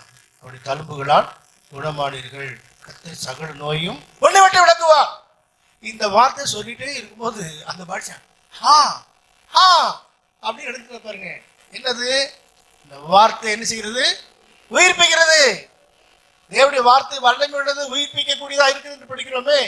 அப்படிதான் ஊழியங்கள்ல கர்த்தர் அற்புதமாக சில காரியத்தை செய்திருக்கிறார். ஆமா, ஆகவேதான் இந்த ஊழியமானது உயிர்ப்பிக்கிற ஊழியம், தூங்க வைக்கிற ஊழியம் அல்ல. எழுந்து நின்று உட்காரு கை தட்டு கால் தட்டு சொல்றது இல்லை. எதுக்காக? உற்சாகமா சரீர பிரகாரமா சோர்ந்து போகக்கூடாது என்பதற்காக. அப்போ இந்த ஊழியமானது அது இன்னொரு சொல்லப்பட்டிருக்கு. இந்த ஊழியம் எந்த விதத்திலும் குற்றப்படாதபடிக்கு என்று சொல்லி ஒரு வசனம் இருக்கு. அது பிறகு படிக்கலாம். ஆக ஒழிந்து போகிற பழைய ஏற்பாட்டு ஊழியமே அவ்வளவு மகிமை. மோசையின் முகம் பிரகாசித்து முக்காடு போட்டுக் கொண்டானே, அதை பார்க்கலும் புதிய ஏற்பாட்டு மகிமையானது மகிமையின் மேல் மகிமை அடைந்து மர்வமாக்கப்படக்கூடிய ஊழியம். அதுக்காகத்தான் தேவன் நம்ம என்ன செய்யறாரு? ஆயத்தப்படுத்திக் கொண்டிருக்கிறார். அல்லேலூயா. எலிசா அவனோட கூட யாரு? கேஎஸ். யாரு? கேஎஸ் தானே. எலிசா அழைக்கப்பட்ட ஊழியக்காரர். எப்படி அழைக்கப்பட்டாரு? 12 ஏறுகளை ஓட்டி கொண்டிருக்கும் போது 12ஆம் ஏரை ஓட்டி கொண்டிருந்த எலிசாவை போய் சால்வை போட்டு எலிய அழைக்கும் போது அவன் என்ன செய்தான்? மாடு இந்த கலப்பை எல்லாத்தையும் அடிச்சு போட்டு சாப்பாடு போட்டு அன்றைக்கி நல்ல பிரியாணி போட்டு அவங்க அதெல்லாம் விட்டுட்டு ஊழியத்துக்கு வருவதை நாம் பார்க்கிறோம். ஆகவே ஏசு சொன்னாரு, கலப்பின் மேல் கை வைத்த பிற்பாடு திரும்பி பார்க்க கூடாது, பின்னிட்டு பார்க்க கூடாது. அப்ப எலிசா அழைக்கப்பட்ட ஊழியன். அவருக்குள்ள உயிர்ப்பிக்கிற வல்லமை இருந்தது. ஆனா கேஎஸ்சிக்குள்ள இல்லையே. கேஎஸ்சிக்குள்ள அந்த வல்லமை இல்லை. அந்த சுனேமியாளுடைய பிள்ளை இறந்து போன போது சுனேமியான் ஓடி வருகிறான். உடனே எலிசா செய்யறாரு, இப்போ கோல் எடுத்து கொண்டு போய் அந்த பிள்ளை அங்க போன மூச்சு இல்லை, பேச்சு இல்லை, எந்த உயிர் ஜீவனும் வரல. ஆனா எலிசா அங்க போயிருச்சாரு, பிள்ளைய உயிர்ப்பித்ததை நாம் பார்க்கிறோம். அல்லேலூயா. அதனால தும்மல் வருதுன்னு சொல்லி பயப்படாதீங்க. ஈஸ்னோப்பியா ஆயிடுச்சோ, சில தும்மல் 2-3 வந்துட்டா போதும். என்னது ஈஸ்னோப்பியா எல்லாம் வந்துச்சு. எவ்வளவு ஆரோக்கியம் தெரியுமா? தும்மல் வருகிறது.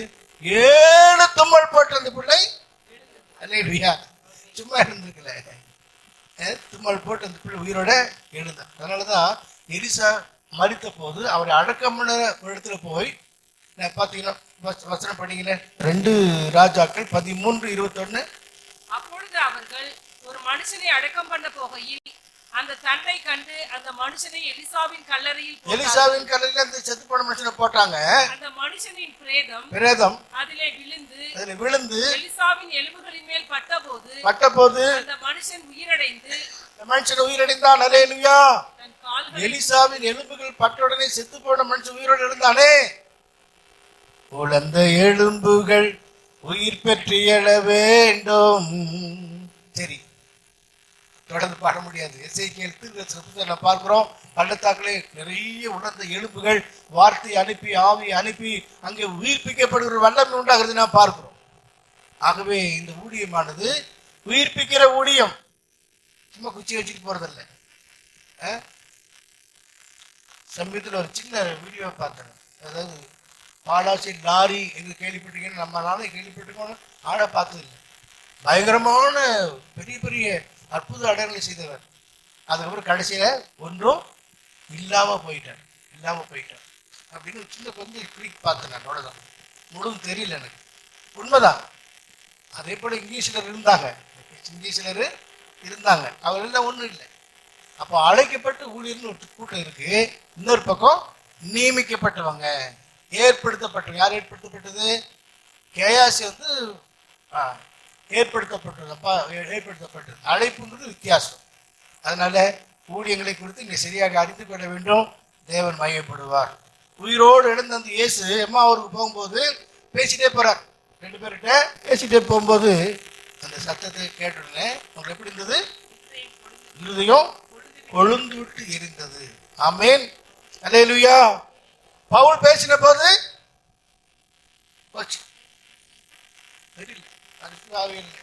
பவுல் பேசின போது லீதியாடு உடத்தை கர்த்தர் திறந்துட்டாரு. பேதுரு பேசின போது கொர்நேலி வீட்டில் அபிஷேகம் ஊற்றப்படுகிறது. வார்த்தைகளை கேட்டு எல்லாரும் மேலும் அப்போஸ்தலருடைய 10ஆம் அதிகாரத்தில் பார்க்கிறோம். பாருங்க, இந்த ஊழியம் சாதாரணமான ஊழியம் அல்ல என்பதை விவரித்து காண்பதற்காக தேவ சமூகத்தில் பணிந்து கோல் வைக்கப்பட்டது. ஆரோனிய கோல் தெரிந்து கொள்ளப்படுகிறது. ஆரோனிய முறைமை என்பது, ஆசாரியத்து முறைமை என்பது தேவன் தெரிந்து கொண்ட ஒரு காரியம். ஏரனிக் ஆர்டர் சொல்லுவாங்க. அந்த ஆர்டர் படி அந்த அழைப்பு விசேஷம். அழைக்கப்பட்ட அப்போஸ்தலர் என்றால் அழைக்கப்பட்டவர்கள், தெரிந்து கொள்ளப்பட்டவர்கள், அபிஷேகம் பண்ணப்பட்டவர்கள் என்னெல்லாம் நிறைய டைட்டில் இருக்கு. சும்மா பைய தூக்குறோன்னு, பைபிளை தூக்குறோன்னு அப்போஸ்தலர் பேர். அதை பார்த்தோன்னே அம்மாமார் பயந்துக்கிறாங்க. அப்போஸ்தலர் வந்திருக்காரு இருக்கிறத அள்ளி கொடுத்து அனுப்பிடுறாங்க. அவரு சந்தோஷம் வாங்கிட்டு போறாரு. யாருங்கிறது அறியாம ஒன்றும் செய்யக்கூடாது.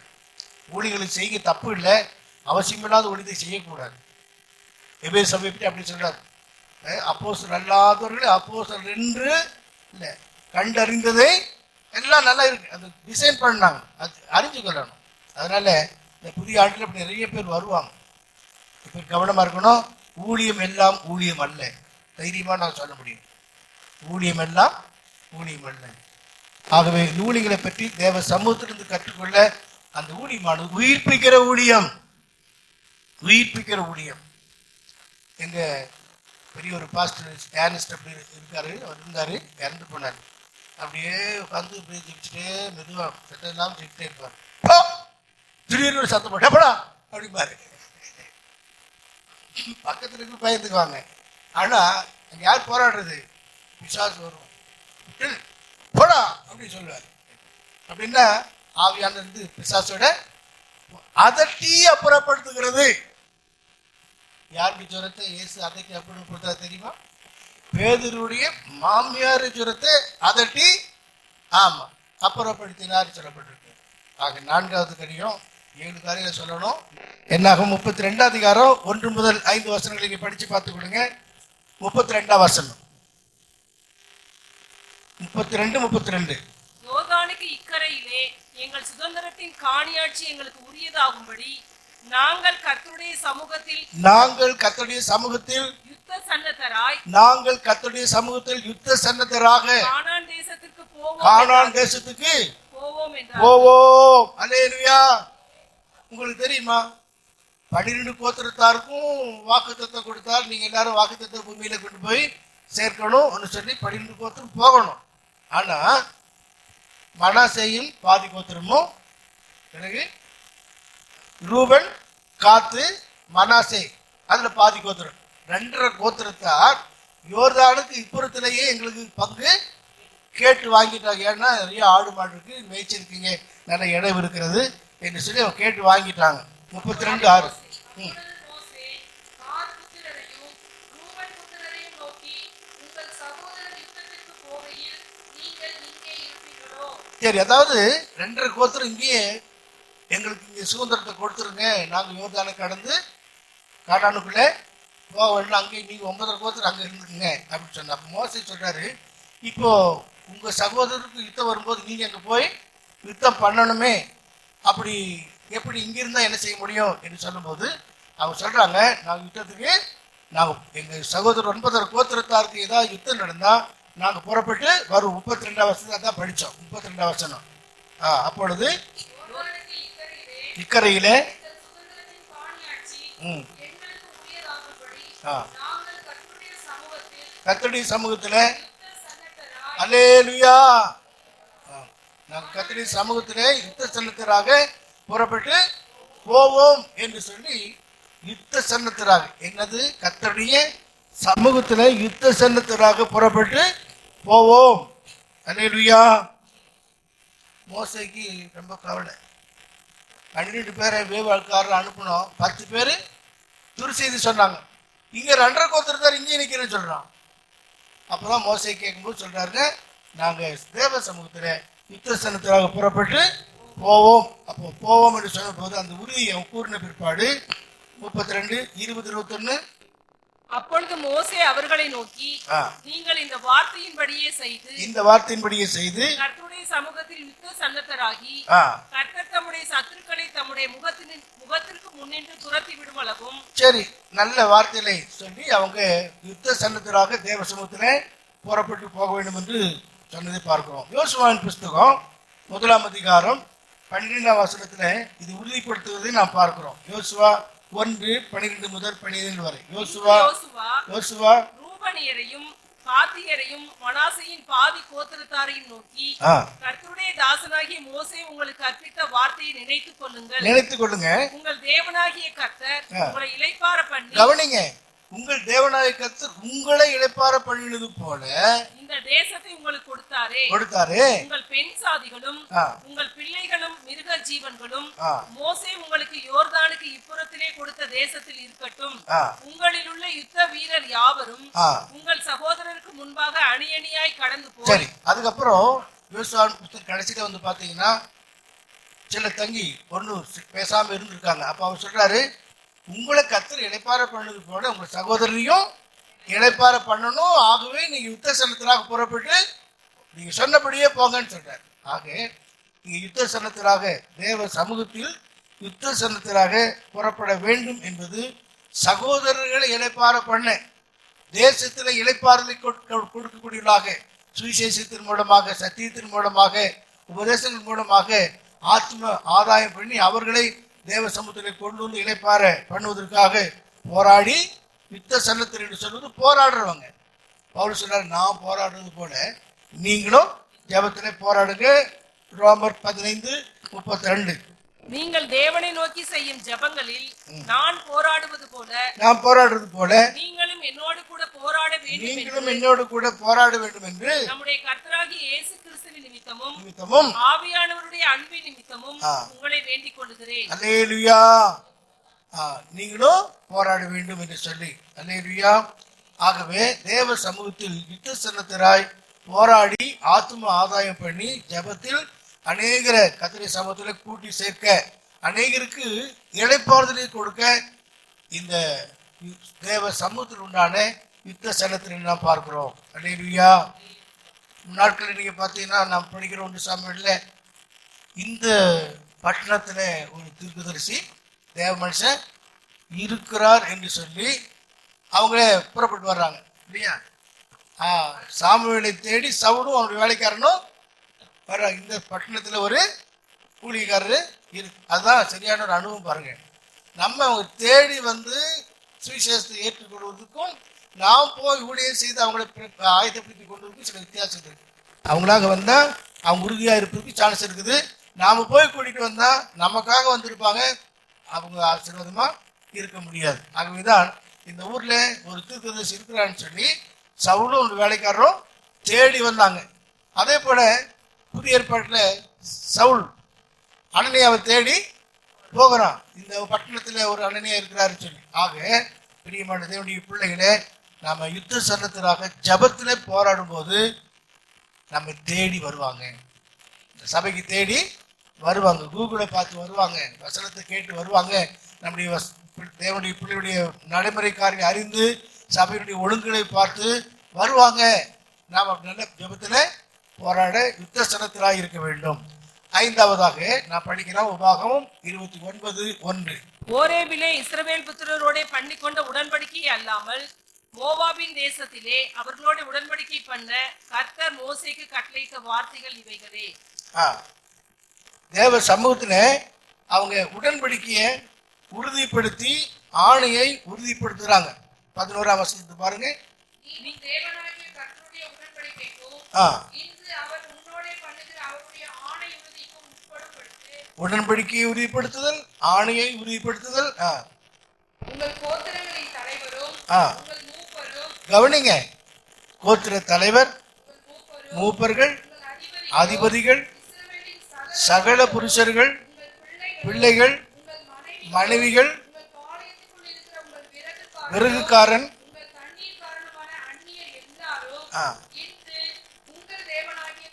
அல்லேலூயா. அவங்க தேவ சமூகத்துல கூடி அவங்க என்ன செய்யணுமா, உடன்படிக்கையை உறுதிப்படுத்தணும், ஆணையை உறுதிப்படுத்த வேண்டும். யாரெல்லாம்? கோத்திர தலைவர்கள், மூப்பர்கள், அதிபதிகள், சகல புருஷர்கள், பிள்ளைங்க, மனைவிகள், விறகுக்காரன் கூட சேரணுமா? யார் விறகுக்காரன் தெரியுமா? கிபியோனியர். ஞாபகம் இருக்குங்களா? அவங்க விறகு வெட்டுறதுக்காக நியமிக்கப்பட்டவங்க.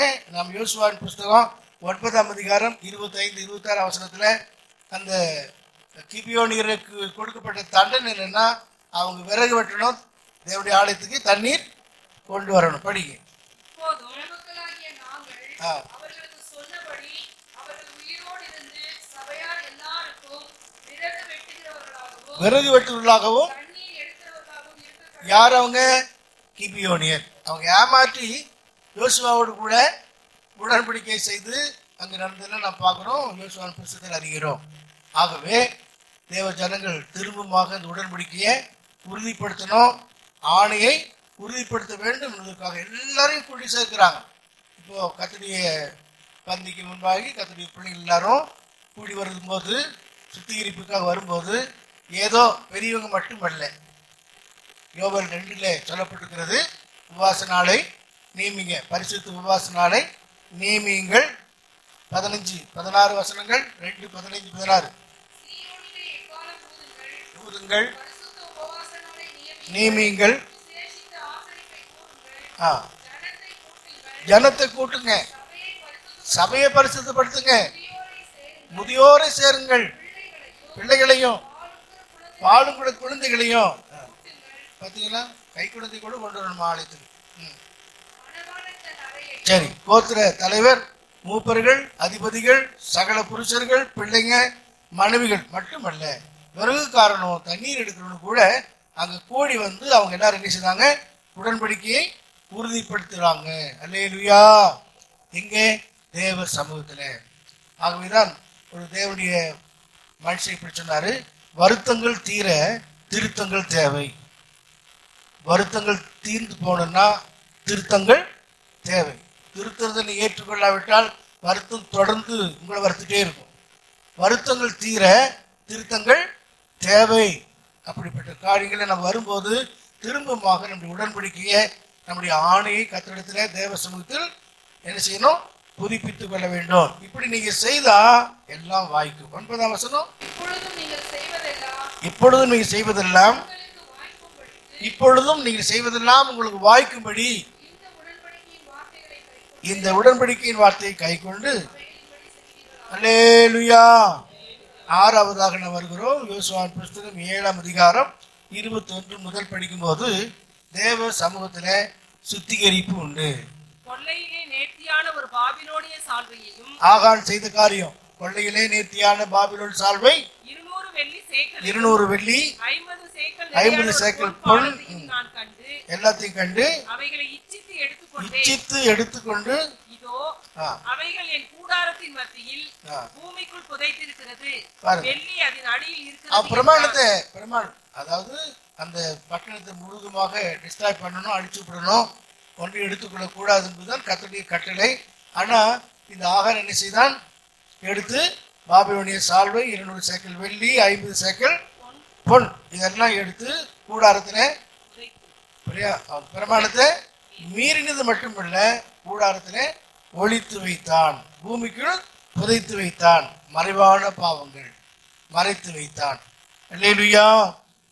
ரட்சிக்கப்பட்ட ஜனங்களுக்குள்ளே உண்டான சில காரியங்கள் விடுதலை கிடைச்சிருக்கோம், ஆனா சில காரியங்களை தங்களுக்கு என்று மறைச்சு வச்சு கொள்வாங்க.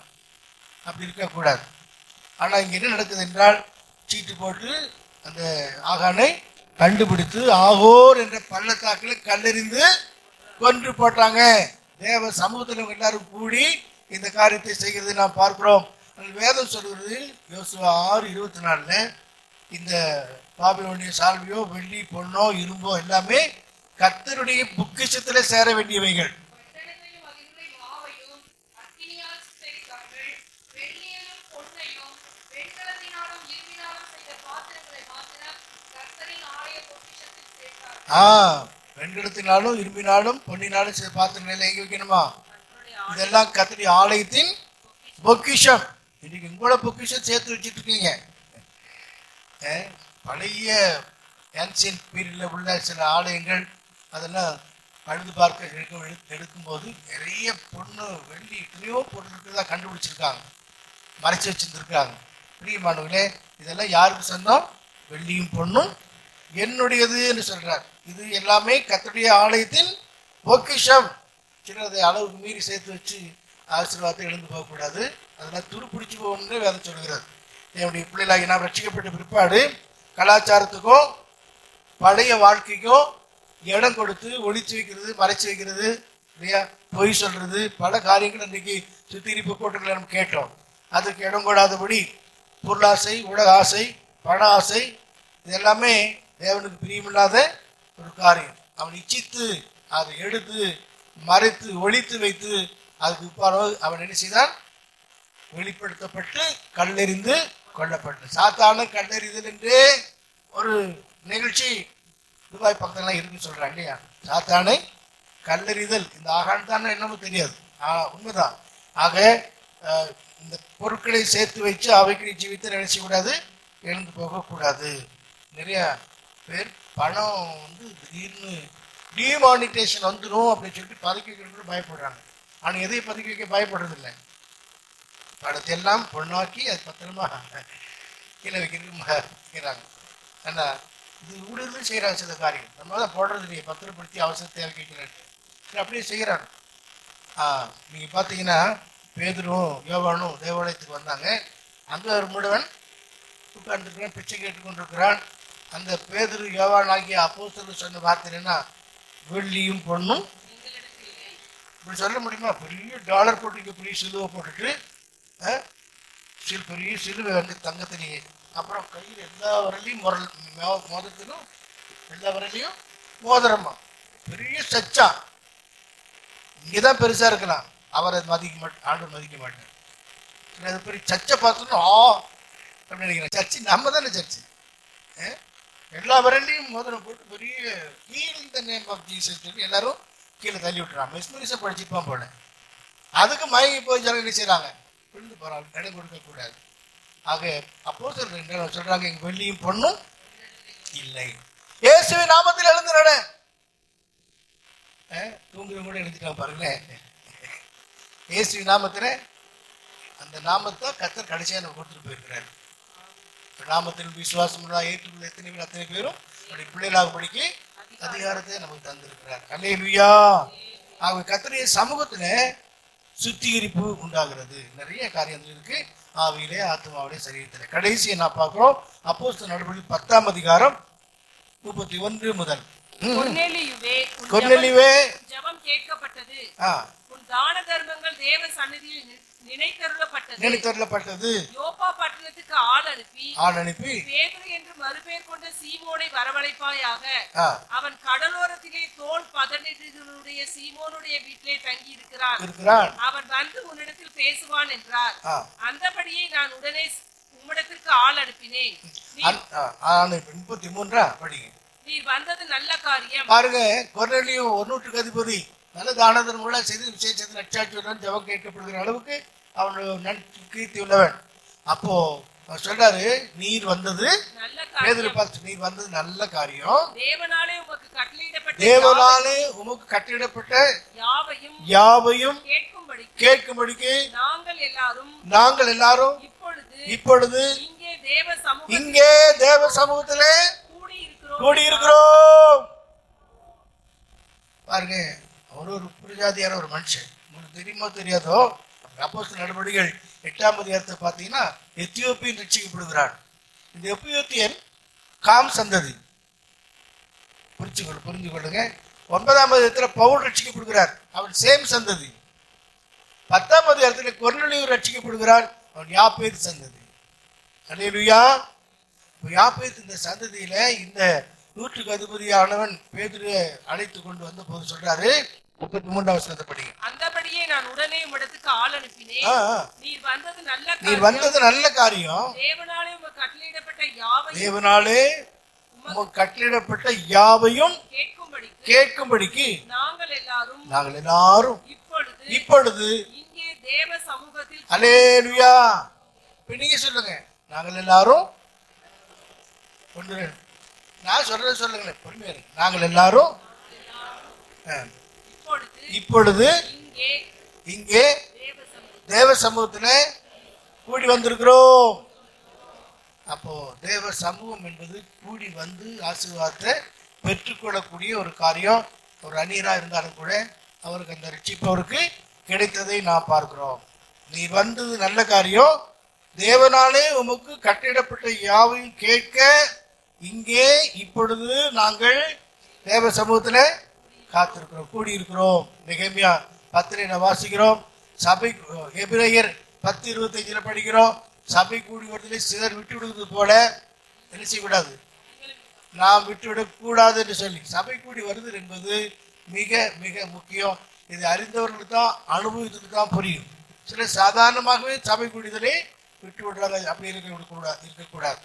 105ஆம் சங்கீதம் 4ஆம் வசனத்துல அவருடைய சமூகத்தை நித்தமும் தேடுங்கள் என்று சொல்லப்பட்டிருக்கிறது. நாடுங்கள், தேடுங்கள். 36ஆம் சங்கீதம் 8ஆம் வசனத்துல ஆலயத்திலே சம்பூர்ணமா இருக்கிறது. 16ஆம் சங்கீதம் 11ஆம் வசனத்துல பரிபூர்ண ஆனந்தம் நித்திய பேரின் எங்க இருக்கு, தேவ சமூகத்துல. அல்லேலூயா. அதனால்தான் கடைசி ஒரு வசனத்தை வாசிப்போம். 1 நாளாகமம் 16:27. மகிமையும் கனமும் அவர் சமூகத்தில் இருக்கிறது. வல்லமையும் மகிழ்ச்சியும் அவர் ஸ்தலத்தில் இருக்கிறது. அல்லேலூயா. ஆராதனை தேவ சமூகத்தில் கூடி வரும்போது நமக்கு மகிமை, கனம், வல்லமை, மகிழ்ச்சி எல்லாம் கிடைக்கிறது. எல்லாம் எழுந்திருப்போம். ஆகவே என் சமூகம் உனக்கு முன்பாக செல்லும், நான் உனக்கு இளைப்பாறுதல் தருவேன். முதலாவது தேவ சமூக அப்பங்கள், தேவ சித்தம் செய்ய நம் பலனான ஆகாரம். இரண்டாவது தேவ சித்தமான பிரயாணங்கள், அதுலதான் நமக்கு உண்மையான பாதுகாப்பு உண்டு. மூன்றாவது உயிர்ப்பிக்கப்படும் அனுபவம் தேவ சமூகத்தில் நமக்கு கிடைக்கிறது. நான்காவது யுத்த சனத்திற்காக கூறப்படுது என்று சொல்வது, ஜபங்களில் போராடி ஆத்துமாக ஆதாயம் பண்ணி தேவ நோக்கத்தை நிறைவேற்ற. ஐந்தாவது உடன்படிக்கை பிரமாணங்களை, ஆணைகளை உறுதிப்படுத்துவது தேவ சமூகம். ஆறாவது தேவ சமூகத்தில் சுத்திகரிப்பு, மாபெரும் ஜெயம் கிடைக்கக்கூடிய வகையில். ஏழாவது சபை கூடி வருதலை என்ன செய்யக்கூடாது, விட்டுவிடக்கூடாது. சமூகம் என் முன்பாக செல்லும், புனலானதை செவ்வையாக்கும், என் வழிகளெல்லாம் என்னை காக்கும்படி தம் தூதருக்கு கட்டளையிட்டார். என் வழிகளெல்லாம் என்னை காக்கும்படி தம் தூதருக்கு கட்டளையிட்டார். தேவனே எந்தன் ஜீவனே, என்னில் நீ வாசம் செய்யும். இயேசுவே எந்தன் ஜீவன், என்னில் நீ வாசம் செய்யும். உம் சமூகம் என் முன்பாக செல்லும். ஊனலானதை செவ்வை செய்யும். என் வழிகளெல்லாம் என்னை காக்கும்படி தம் தூதருக்கு கட்டளையிட்டார். என் வழிகளெல்லாம் என்னை காக்கும்படி தம் தூதருக்கு கட்டளையிட்டார். அவரே நல்ல திராட்சை செடி, நாம் எல்லாம் கொடிகள் என்றார். அவரே நல்ல திராட்சை செடி, நாம் எல்லாம் கொடிகள் என்றார். அவரில் நாம் என்றும் இருந்தால் மிகுந்த கனி கொடுப்போம். அவரில் நாம் என்றும் நிலைத்திருந்தால் மிகுந்த கனி தருவோம். தேவனே எந்தன் ஜீவனே, என்னில் நீ வாசம் செய்யும். இயேசுவே எந்தன் ஜீவனே, என்னில் நீ வாசம் செய்யும். நேசிக்கிற கிருபையுள்ள நல்ல பிதாவே, இந்த நல்ல அருமையான வேலைக்காக நாங்கள் நன்றி செலுத்துகிறோம். இது கர்த்தர் எங்களுக்காக உண்டு பண்ணின நாள், இதில் களி கூர்ந்து மகிழ கடவோம் என்று எழுதப்பட்ட வார்த்தையின்படி இந்த 25வது ஆண்டினுடைய முதலாவது ஞாயிற்றுக்கிழமை நீர் உயிர்த்தெழுந்த இந்த நாளில் உடைய சமூகத்தில் வந்து பாடல்கள் பாடி ஆராதனை செய்து ஆண்டவரை நீர் எங்களோடு கூட பேசின வார்த்தைகளை கேட்டு ஆண்டவரை உமக்கு கொடுக்க வேண்டியதை நாங்கள் கொடுத்து தேவ சமூகத்தில் தேவனுடைய வார்த்தைகளை கேட்கும்படிக்கு எங்கள் தேவனாகிய கர்த்தர் எங்களுக்கு பாராட்டின எவ்வளவோ பெரிதான கிருபைகளுக்காய் உள்ளத்தின் ஆழத்தில் இருந்து நாங்கள் நன்றி செலுத்துகிறோம். கர்த்தாவே, இந்த நாளை காண விரும்பின எத்தனையோ மக்கள் இந்த நாளை காணக்கூடாமல் 24 தன்னுடைய வாழ்க்கையை முடித்துவிட்ட நாட்களிலே நீர் எந்த நோக்கத்தோடு கூட இந்த நாளை காணும்படி எங்களுக்கு உதவி செய்து எங்களுடைய ஆயுசு நாட்களை வர்த்திக்க பண்ணி இருக்கிறீரோ அந்த நோக்கத்தை மாத்திரம் உணர்ந்தவர்களாய் தேவ சமூகத்தில் இன்றைக்கு நாங்கள் கற்றுக்கொண்ட அந்த 7 விதமான ஆசீர்வாதங்களை பெற்றுக்கொண்டவர்களாய் இந்த இடத்திலிருந்து கடந்து போக என் தேவனாகிய கர்த்தர் எங்களுக்கு உதவி செய்யும்படியா ஜெபிக்கிறோம்.